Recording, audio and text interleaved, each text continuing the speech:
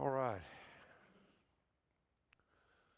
We're moving along here, getting towards after the crucifixion and where that came from.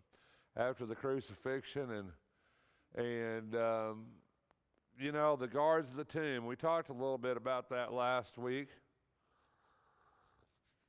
Were those Templar guards? Were they Roman guards? There's a lot of speculation, or both. A lot of people think it was probably both, Temple guards and Roman guards, but either way, the tomb was guarded.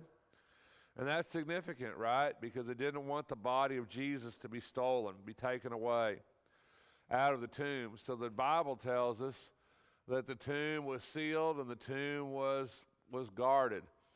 It's on the chief priests and the Pharisees gathered together and said, "Sir, remember you said he was still alive. He deceived. The deceiver said, after 3 days I am rise again. Therefore give orders for the grave to be made secure until the third day. Otherwise his disciples may come and steal him away and say to the people, he is risen from the dead. The last deception will be worse than the first." And Pilate said, "You have a guard, go, make it as secure as you know how." And they went and made the grave secure, and along with the guard, they set a seal on the stone. So, I'm sure when they got there, they checked to make sure he was still in there, I would think, right?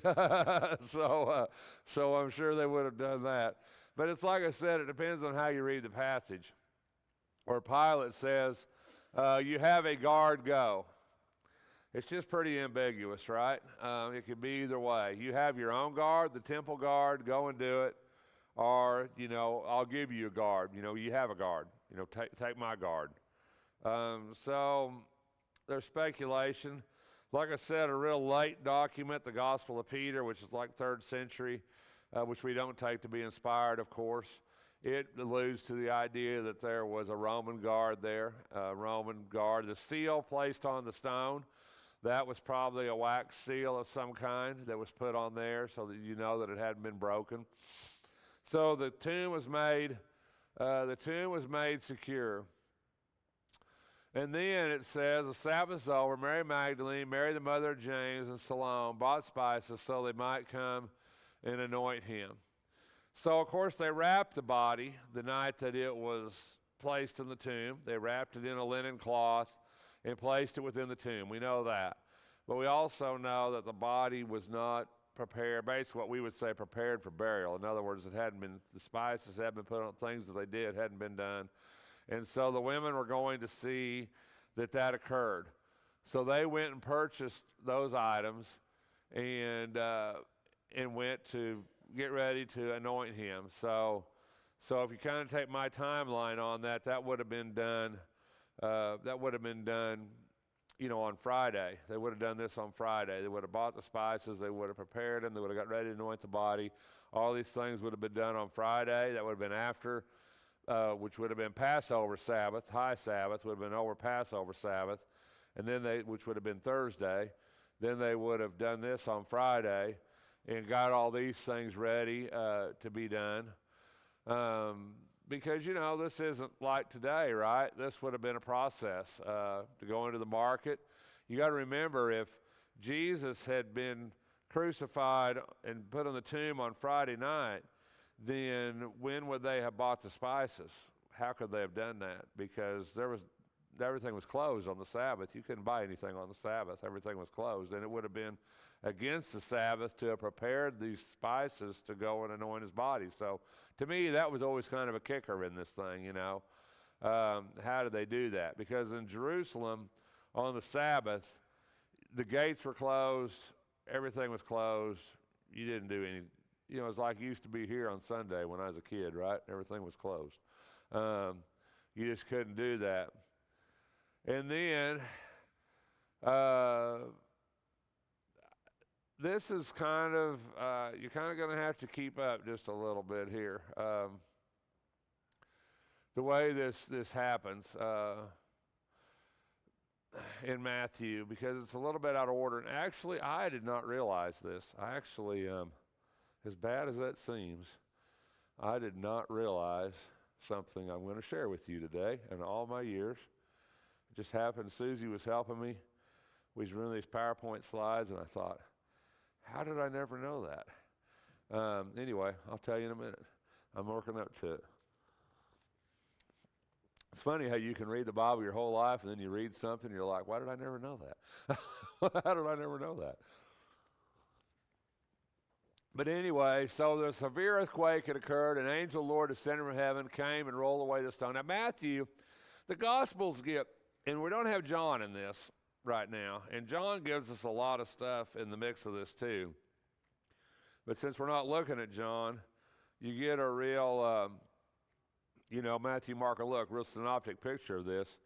And what you're going to notice is there's certain discrepancies that go on with these Gospels. And a lot of people really pick that apart. But you shouldn't do that because it all will fit, and it's all because everybody has a different perspective when they look at this, and every Gospel writer had a different perspective. But Matthew tells us quite a bit here. This land is known for earthquakes, known for those type of things, so that's not unusual. But, of course, this corresponds to the tomb being open. And did there have to be an earthquake for the tomb to be opened up? Of course not, absolutely not. But it says, an angel of the Lord descended from heaven, but Matthew equates the earthquake with the angel descending and rolling away the stone. His appearance were like lightning, and his clothing white as snow, and the guards shook for fear of him and became like dead men. We always ask ourselves, what happened to the guards, right? What happened to the guards? Why when the Mary and them came, why when they showed up, were the guards not there, right? Apparently the tomb was abandoned by the time Mary and them got there. There weren't any guards, wasn't anybody there. The tomb was abandoned. Well, that throws kind of another fly in our ointment on the Catholic view of this, because this had to happen before dawn, before daybreak, I would think, because it says when the day began to break, they came to anoint the body. So at that point, the guards were gone, and that always confused me. I thought, why? If he didn't come out of the tomb till after daybreak and they got there at daybreak, then where was the guards, right? I mean, this had to have happened before daylight, which I think in Matthew is interesting because it says that his appearance was like lightning and his clothing white as snow. Now that would make a lot of impact before the sun was up, wouldn't it? Right? I mean, that would be very impactful before the sun was up. And that's how come the guards were gone. It says they became like dead men. Now, I don't exactly know what that means. Does it mean they fainted? Does it mean it didn't say they were dead men. It didn't kill them, right? But it says they became like dead men.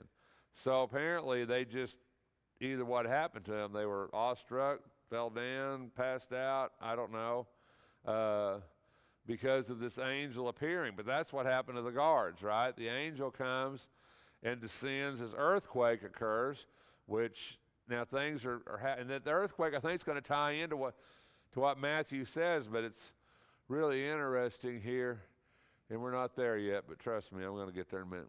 It says, now after the Sabbath, as it began to dawn towards the first day of the week. And see, that's our other clue in Matthew, right? Now, in Mark, it says they came to the tomb when the sun had risen. In Matthew, it says it began to dawn towards the first day of the week. Mary Magdalene, the other Mary, came to look at the grave. Luke says it was early dawn.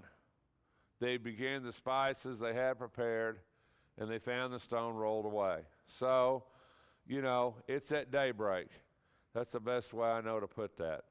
I don't know if you've ever, I'm not much of a morning person, but I have seen the sun come up a few times in my life. And when you'll see the sky start to turn light, right? I mean, it's coming, even though the sun might not physically be up. But in Jewish thought, I think Jews are very legalistic about things, right? Very legalistic about things. And I'm sure to a Jew on Sabbath, the Sabbath wasn't over until that sun broke that horizon. I'm sure it wasn't. Right? And I'm sure when they started their Sabbath on Friday night, the minute that sun went below the horizon, that was the beginning of Sabbath. I mean, Jews were very, very legalistic. So they apparently came early. And they wanted to know, they said the stone was extremely large in Mark. Who was going to roll it away? But in Luke, it says they found the stone rolled away. So the stone was rolled away by the time they got there. By the time that dawn broke, right, the stone had been rolled away from the tomb. And so it says entering the tomb. Now this is where we get some different accounts here of what actually happened. And so we have to try to figure out or reconcile some of this. What actually occurred, right? I want you to keep in mind as we do this where we're at in Matthew. Or Matthew 28, 5 through 7. Remember that. That's going to be important in a minute. The angel said to the woman, "Do not be afraid, for I know you're looking for Jesus who has been crucified. He is not here. He's risen just as he said. Come see the place who is laying. Tell his disciples."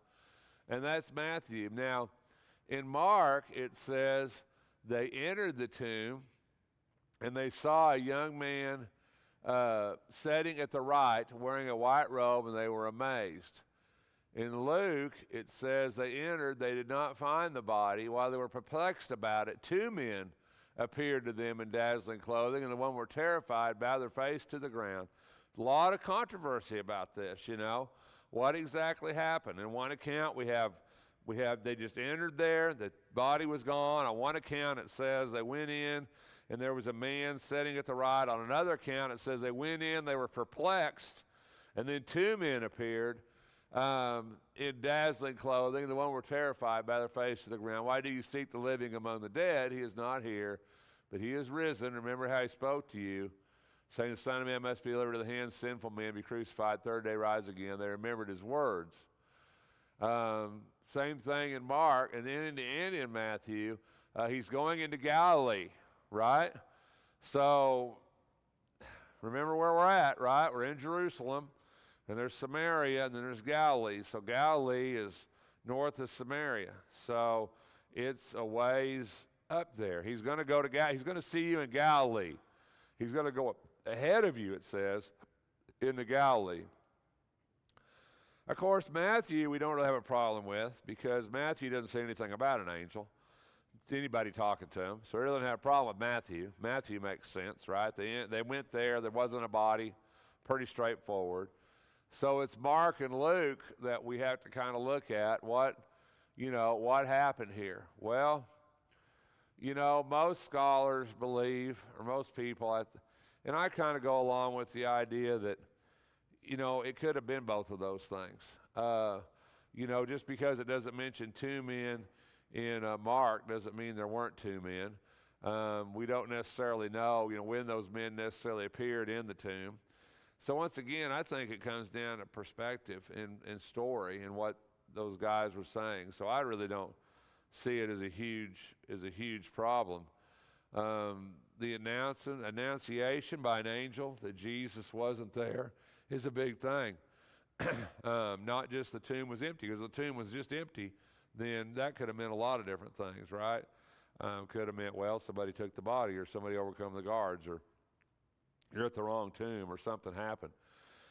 So the annunciation of the angels that Jesus is risen, he's going to go ahead of you into Galilee. This proclamation is really what's important.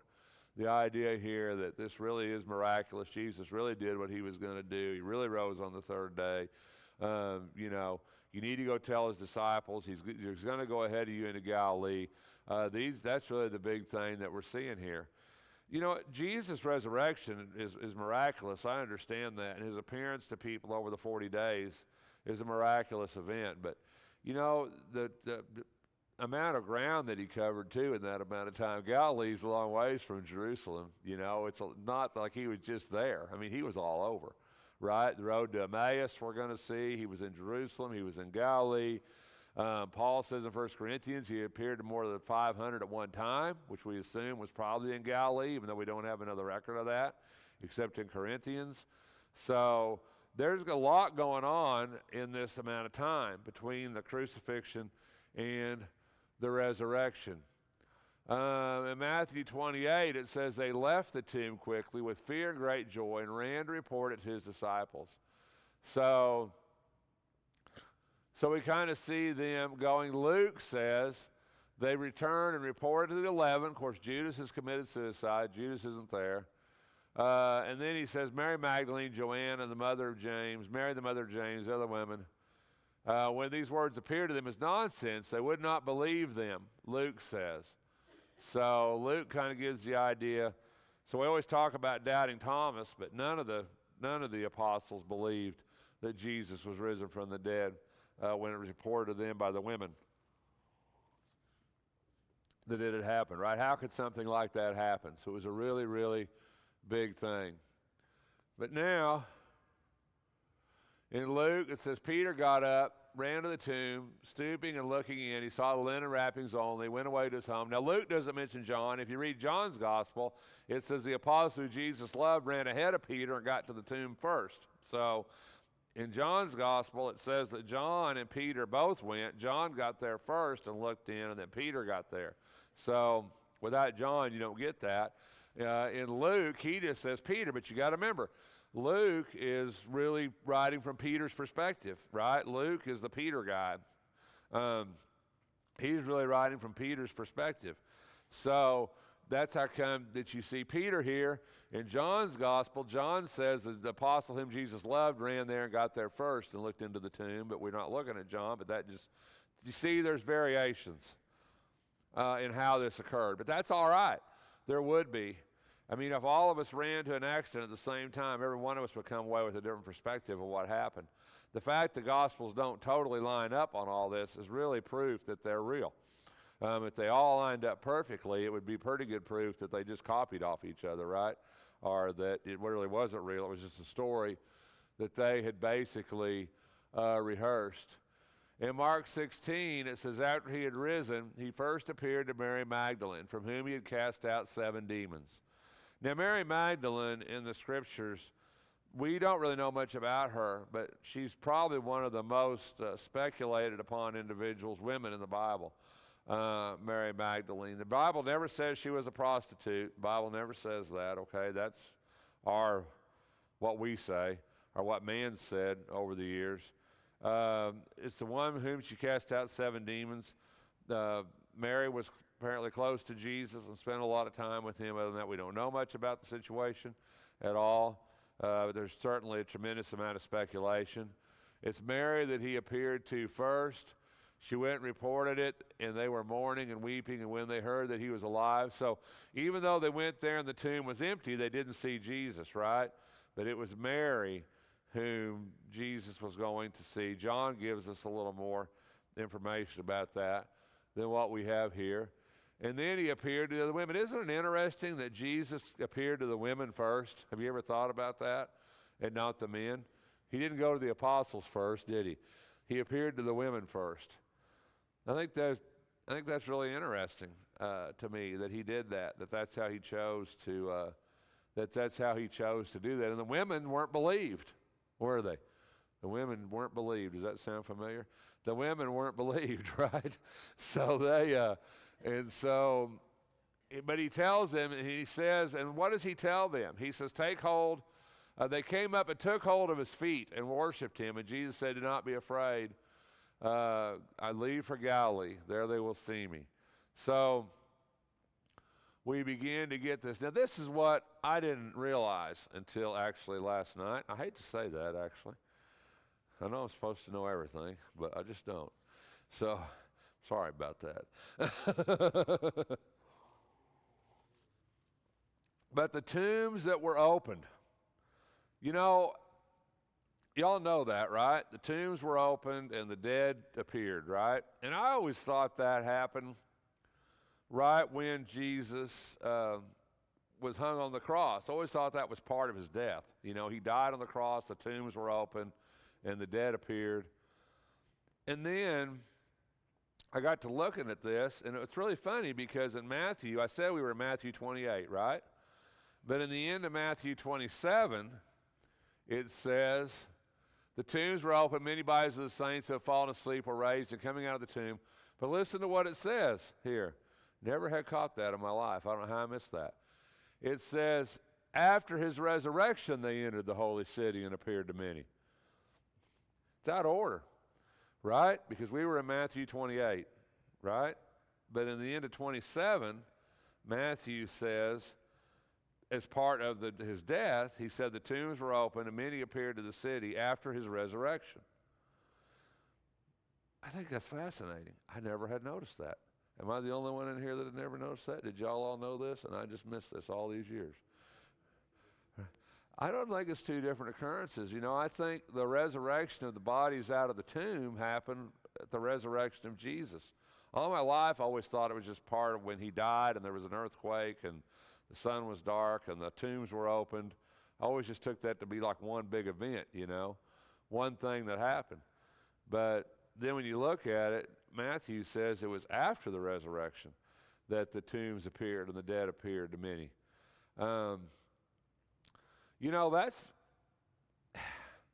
when they appeared, right, it says coming out of the tombs.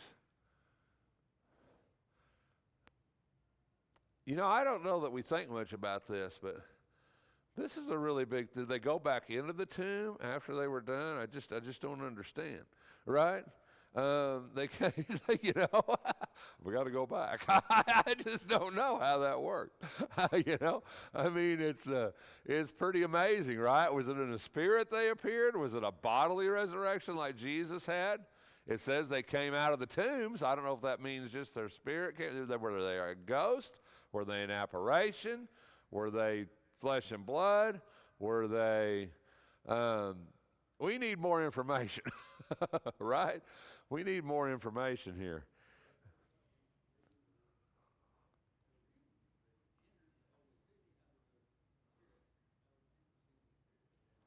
Yeah. Yeah, it does, doesn't it? So did they have to bury him again when this was done? I mean, I just don't know. Right? I mean, it's very, very fascinating, isn't it? It's a miraculous thing that occurred after Jesus was raised. These other people were raised. I don't know who. Bodies of the saints.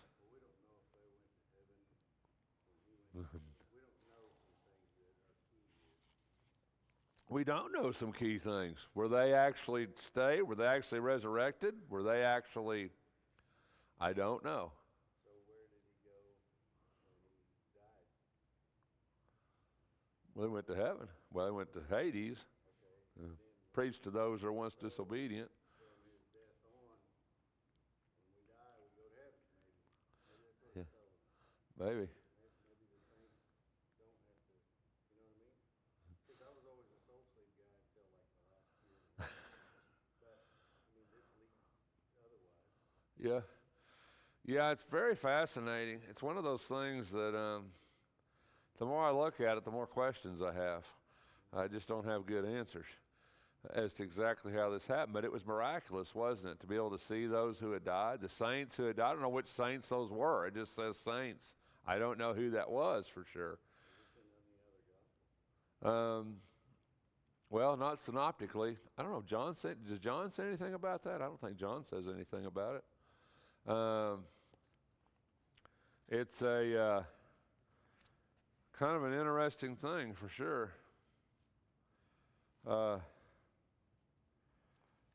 would have to look at that, but I don't believe John says anything about that. I should have looked at that a little better probably, but I don't think so. That would be the Jewish state. So when they were raised after Christ was raised, then they would be in a different order, would they, under a different law? Well, I think at that time they would be, because Jesus had died, I think they would be under the new law. So I mean, I think they could go to do whatever. So yeah, I'm not seeing it in John. Yeah, it would have been Jews for sure, Jewish, right? So well, yeah, with Jesus they would have been for sure. Yeah. Anyway, it's really fascinating. I never had noticed, you know, In my mind, I guess, when I was young, of course, I always read through that and I always thought, well, it was just like ghosts appeared when Jesus crucified. And, that's always kind of what I thought. And then the more you look at it, the more you think that's just not right, This was a big thing. Tombs were opened, it says. They came out of the tomb, right? So when that earthquake occurred and that angel came down at that tomb, it wasn't just Jesus' tomb that was emptied, right? That's pretty big, I think. Don't you think that's pretty big? I think that's pretty big. Yeah, I would think people knew, right? I don't know. I don't know. But yeah, it had to have been people they knew were dead, people that, and who did they appear to, right? It says they appeared to many, right? So it wasn't just a couple of people here and there. It was really very visual, very much well known. So a really, really big thing that I guess as many times as I've read this, and I think sometimes when there's certain passages in the Bible that we've looked at so many times over the years and read so many times over the years that we just don't really read them anymore. We read over them, but we've read them so much we think, well, I know that. I mean, I know that, And then you start to look at it and it kind of gets interesting, isn't it? But I don't know. I think that's just fascinating. I just never had really looked at it that way before. So, yeah, Billy. Jesus' mother? Well, I think if you go back with the women, I'm sure she was part of that group. But why doesn't it mention her specifically?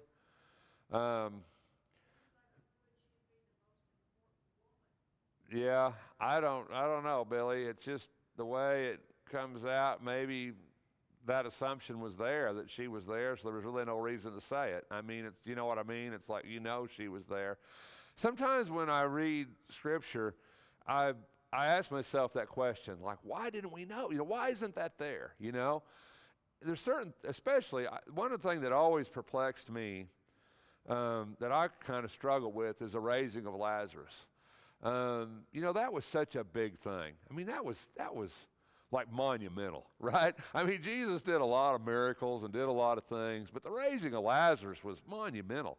Lazarus was in the ground for 4 days. They were there mourning.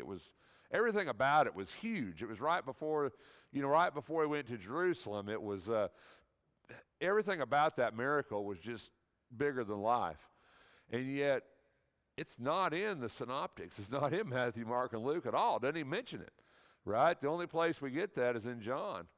And that was always something that bothered me. That's such a big thing. Why wouldn't everybody write that down, right? Why wouldn't everybody write that down? But then when you think about it, you think, well, Matthew, Mark, and Luke were written a long time before John, a lot earlier, right?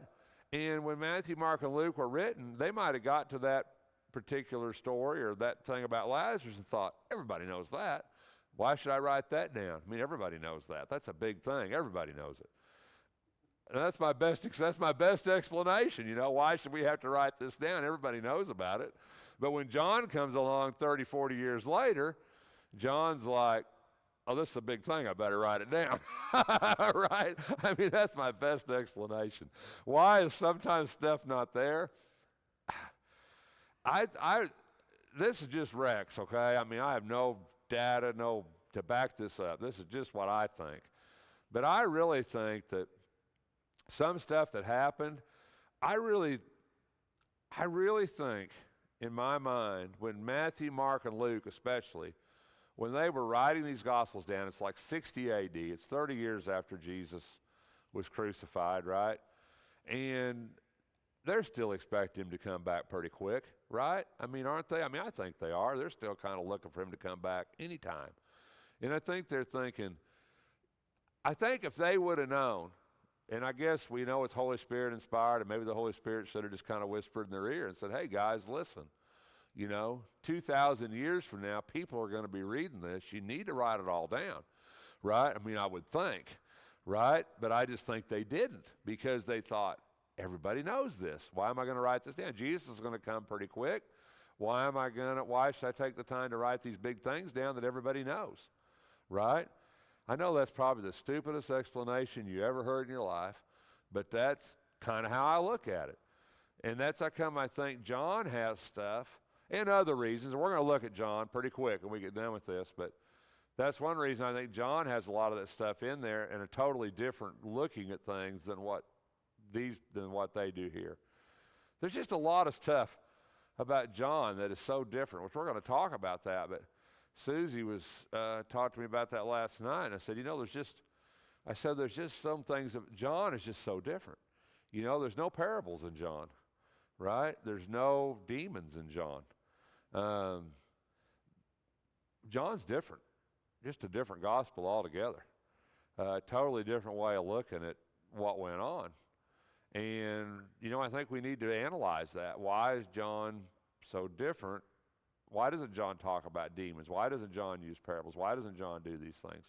A lot of questions. But that's my best explanation I have, Billy. I don't know if that helps any, but, I just think they knew she was there. And so why should we mention her name? Because everybody knows, yeah, she's there. That's my best explanation I have.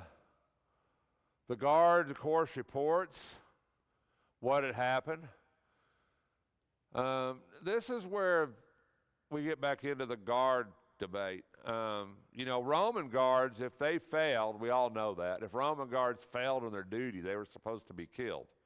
So I don't know why, if it was a Roman guard, and that's what a lot of people question, if it was a Roman guard, why wouldn't they just have been killed? But here it says, whoever guard it was, they bribed them, and they said, told them you were asleep, which that would have been a death sentence for a Roman guard. So if he would have made that confession, essentially that would have been his demise, right? That, hey, I was asleep. That would have been, okay, you're going to be killed because you failed your duty. And that's how come a lot of people say, well, was it Roman? Was it temple guard? If it was temple guard, it wouldn't have mattered, right? If it was just the temple guard, it wouldn't have made any difference. Right, and so that's the other thing people say. Well, maybe the Jewish priests had enough sway with Pilate and with the Romans that even though it was Roman guard, they kept them from being killed. So a lot of speculation here. Well, that was what they told them to say because they wanted, that's how they was going to explain it away. That's what happened, The tomb was empty, but hey, they come and stole him. Y'all went to sleep and they stole him, right? And it says if it came to the governor's ears, which is what Buck was saying, in other words, if it was Roman guard, then we're going to keep you from being killed. We're going to keep you out of trouble. They took the money, did as they had been instructed. This is a story spread among the Jews to this day. So we kind of get through this immediate time after the resurrection, the morning of the resurrection. The tomb was found empty. The guards were bribed. The dead appeared out of the tombs. Jesus appears to the women. As yet had not appeared to any of the men, had not appeared to the apostles. And now we get the story, and we only get it one gospel, Jesus appearing to the two men on the road to Emmaus. He appeared, Mark is interesting, I think. He appeared in a different form. I don't know, right? I guess if you're Jesus, you can do what you want, right? So, did he appear in a different form? So in other words, apparently it didn't look like him, right? Apparently it didn't look like Jesus.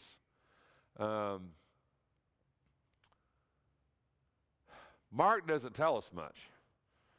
Mark has, as you'll see, two little bitty, basically has, a verse, two verses about this. Mark basically doesn't expound upon this any. He just said he appeared in a different form to two.